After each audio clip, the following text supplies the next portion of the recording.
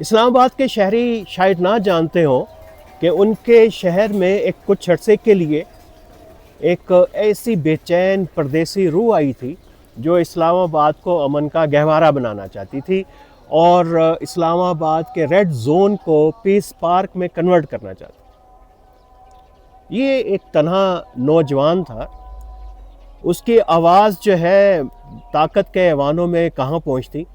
اس نے خود ہی شہر کو صاف کرنے کا بیڑا اٹھایا اور منصوبہ یہ تھا کہ شہر کو صاف کریں گے اور آہستہ آہستہ اس کو ایک امن کے گہوارے کی طرف لے کے جائیں گے۔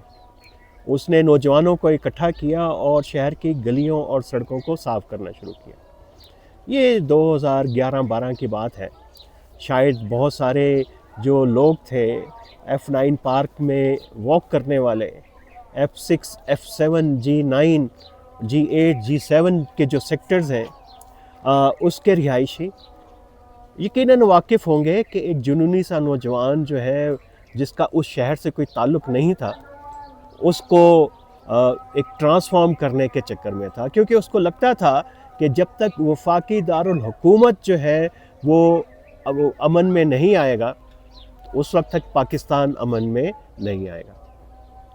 لیکن وہ خود آج آسودہ خاک ہے اور اس کا نام تھا خودی علی اور اس کا تعلق تھا کوئٹہ کی ہزارہ کمیونٹی کے ساتھ، اور آج وہ کوئٹہ میں مدفون ہے اور علمدار روڈ کے قبرستان میں ہم موجود ہیں، بالکل اس کے جو مزار ہے اس کے سامنے موجود ہے۔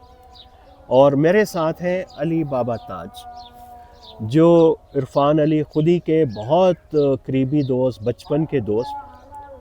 میں نے سوچا کہ ان سے بات کی جائے، عرفان علی خودی کی یادیں تازہ کی جائے، اور پھر یہ کہ ہزارہ کمیونٹی کے ذرا جو دکھ ہے ان کو بھی دوبارہ سے دیکھا جائے کہ کیا وہ جو ان کے دلوں کے اوپر چروکے لگتے رہے، کیا وہ زخم بھر چکے ہیں یا ابھی تازہ ہیں۔ علی بابا تاج خود سے ایک اچھے شاعر ہے، قومی سطح کے شاعر ہیں، اور پاکستان میں پاکستان سے باہر مشاعرے پڑھتے رہے ہیں اور پیشے کے اس اعتبار سے استاد ہیں۔ تو ان کے بارے میں تو بات ہم یہاں آج نہیں کریں گے، لیکن خودی کی یادیں ضرور تازہ کریں گے۔ تو میں ان سے پوچھوں گا، علی بابا سے بتائیے، عرفان کی جو بے چین روح تھی کیا؟ خودی علی تھا کیا؟ بہت شکریہ رانا صاحب، آپ آئے کوئٹہ، آپ آتے رہتے ہیں۔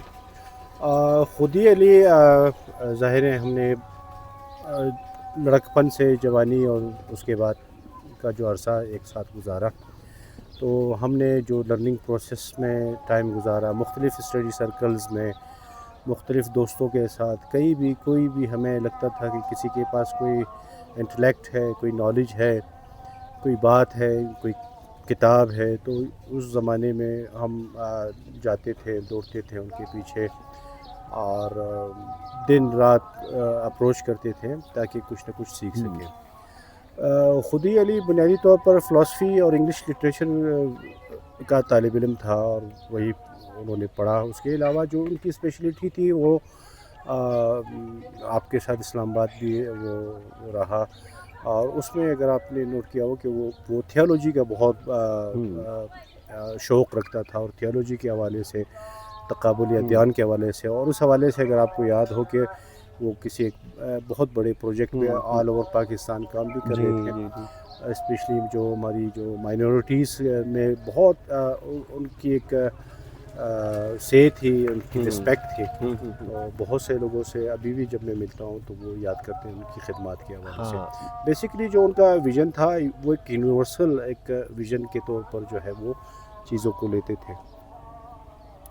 اور ہیومن رائٹس کے حوالے سے اگر دیکھا جائے کہ وہ ایک ٹرو ہیومن لور تھے، اور ان کے رائٹ کے حوالے سے، ان کے دکھ درد کے حوالے سے وہ 24 گھنٹے اسی سوچ میں، اسی پلان میں کہ کسی طریقے سے کریں۔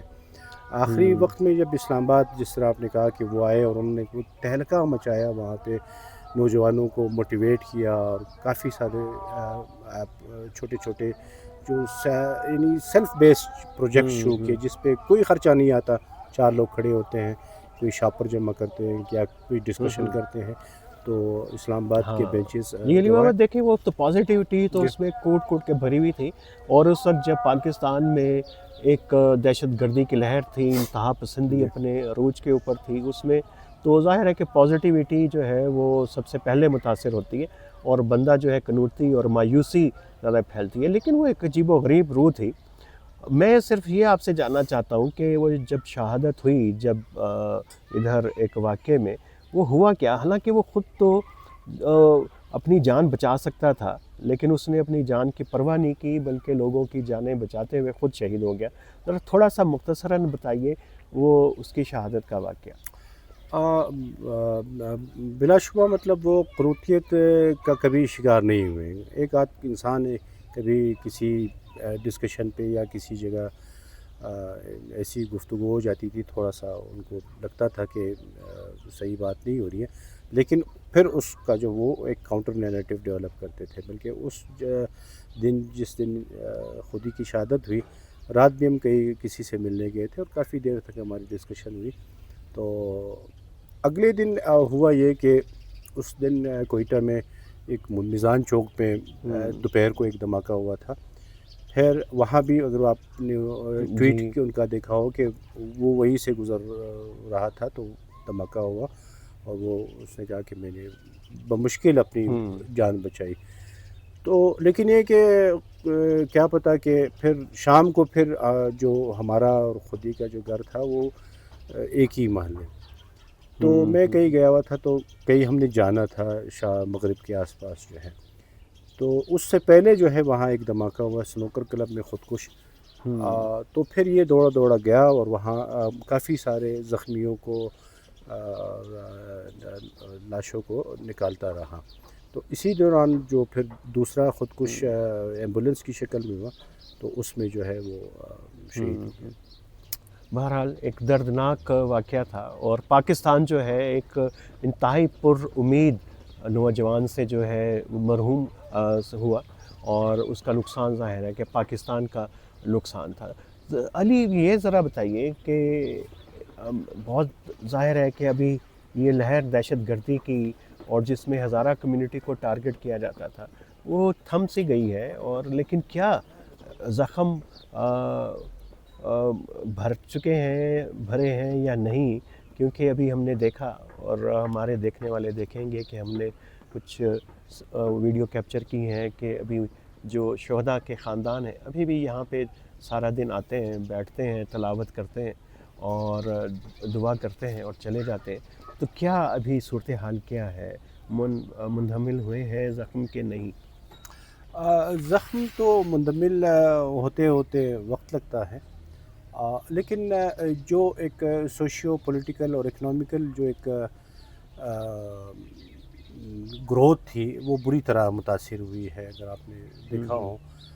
لیکن یہ کہ کچھ عرصے سے سوسائٹی بھی جو ہے تھوڑی سی پازیٹیو ہو گئی ہے, کافی چینجز ہے. تو جس معاشرے میں ہم رہتے ہیں, قبائلی معاشرے میں, تو وہاں پر انسانی احترام, عزت اور رابطہ جو ہے وہ مقدم جانا جاتا ہے. تو دیکھیں اب جس طرح سے یہاں پر کافی سارے نوجوان ہیں, بزرگ ہیں, سینکڑوں ہزاروں قبریں آپ نے دیکھی تصاویر سمیت. تو جب تک یہ زخم مندمل ہوتے ہیں, لیکن اس سے جو آپ کا جو سوال ہے جو اس کا جواب بنتا ہے, تو جو پولیٹیکلی, سوشلی اور اکنامکلی جو سوسائٹیز کے اندر جو انٹریکشن ہے اس کو مزید مہمیز دینے کے لیے کافی چیزیں درکار ہیں. بالکل, وہ تو ایک ظاہر ہے کہ بہت ایک بڑا پلان ہونا چاہیے, اور کم از کم ہزارہ کمیونٹی میں یہ احساس تو ہے کہ انہوں نے اپنے آپ کو بدلنا کیسے ہے, ایڈجسٹ کیسے کرنا ہے. تو یہ بڑی پازیٹیو بات ہے. میں صرف آپ سے یہ پوچھنا چاہوں گا آخر میں علی, کہ خودی علی جیسے کتنے نوجوان ہیں ابھی کوئٹہ میں, بلوچ کمیونٹی میں, پختون میں, اور خاص طور پہ ہزارہ کمیونٹی میں آپ کو نظر آتا ہے, کیونکہ استاد ہیں آپ اور ادبی حلقوں سے بھی تعلق ہے, پورے شہر میں آپ کی پہچان ہے. تو آپ ہر طرح کے مکتبہ فکر کے لوگوں سے ملتے ہیں، تو بتائیے کوئی امید کی، کوئی خوشی کی کوئی بات، کوئی امید بھری بات ہمیں بتائیں۔ خوشی کی بات یہ ہے کہ ٹیکنالوجی کا دور ہے، سوشل میڈیا ہے، مختلف ٹولز ہے، اپلیکیشنز ہیں، یہ گراؤنڈز ہے، اس کی تربیت کے حوالے سے کافی چیزیں جو ہے کریکولم وائزڈ میں نے مختلف فورمز پہ یہ سجیسٹ اس بات کو کیا ہوا ہے کہ سوشل میڈیا کو ایز سبجیکٹ جو ہے وہ رکھا جائے تاکہ ہمارے جو نوجوان ہیں اس کو پازیٹیولی یوز کر سکے اپنے ٹائم کو، جس طرح جنریشن زی کی بات ہو رہی ہے اور اس کے نقصانات کے حوالے سے، تو یہ بہت بڑا چیلنج ہے۔ تو اوور آل ہر سوسائٹی میں نوجوانوں کا جو حجم ہے پاکستان میں وہ بہت زیادہ ہے۔ اگر ہم نے اس آبادی کو، یوتھ کی آبادی کو صحیح طور سے یوٹیلائز نہیں کیا تو ہمیں جو آئندہ آنے والے نقصانات ہیں وہ فیس کرنا ہوں گے۔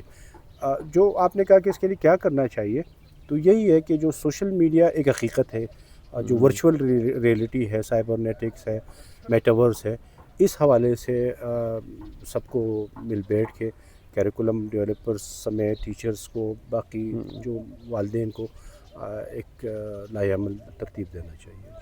بہت شکریہ علی بابا طاہر صاحب، آپ نے ہمیں وقت دیا اور ادھر خود ہی علی کے جو ہے ادھر مزار پہ آئے تو یہ بھی اسلام آباد کی تصویر، جی یہ جو تصویر پیچھے دیکھ رہے ہیں یہ اسلام آباد کی تصویر ہے۔ تو ابھی ہم ہیں کوئٹہ میں، اور کوئٹہ سے آپ کے لیے مزید جو ہے تجزیے بھی اور کہ کوئٹہ میں ہو کیا رہا ہے وہ بھی آپ کے سامنے صورتحال لے کے آتے رہیں گے۔ تو جڑے رہیے نیریٹیوز ود عامر رانا کے ساتھ۔ بہت شکریہ۔